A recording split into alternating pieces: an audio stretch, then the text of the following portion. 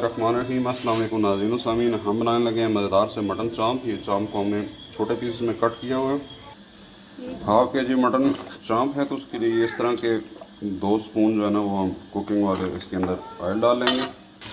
एक बड़ा प्याज, इसको हम पकाएंगे लाइट ब्राउन होने तक। ये 3 बड़े साइज़ के टमाटर, उसके अलावा 3 सब्ज़ मिर्चें, छोटा लहसुन की जगह है तो इसलिए 8 से 10 वो, और 1 इंच अदरक का टुकड़ा। इनको हमने काट लिया है।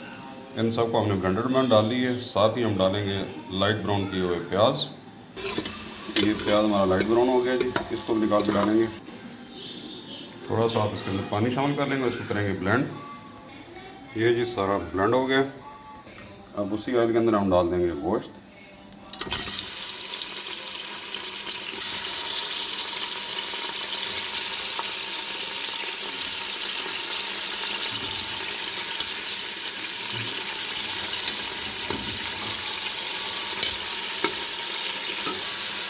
इसको हम भूनेंगे इसका पानी खुश होने तक, और साथ में हम शामिल कर देंगे हाफ टी स्पून नमक।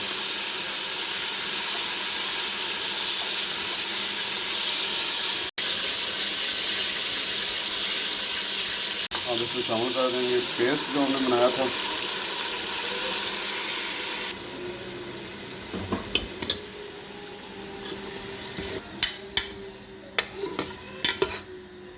अब इसमें शामिल करेंगे मसाले।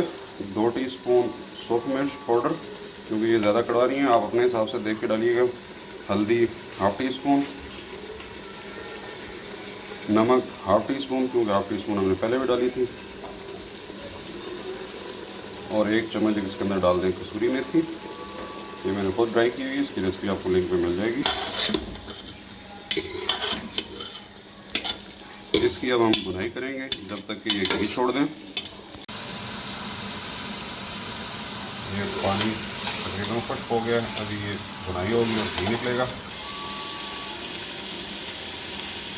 बीफ और मटन की पकाई के अंदर जो सबसे अहम बात है वो है उसकी भुनाई। जितना अच्छा उसको भूनेंगे उतना ही मज़े का गोश्त बनेगा।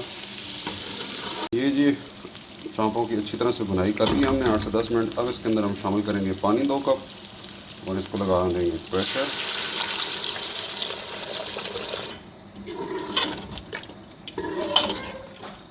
अब इसको प्रेशर लगा देंगे 10-1 मिनट या गोश्त के गलने तक। ये जी हमने इसको 10 मिनट प्रेशर दे के खोल लिए। अभी चेक कर लेते हैं ये गल गया कि नहीं। ये जी बिल्कुल गोश्त गल चुका है, और इसका हमने एक्स्ट्रा पानी खुश कर लिए, घी इसने छोड़ दिया।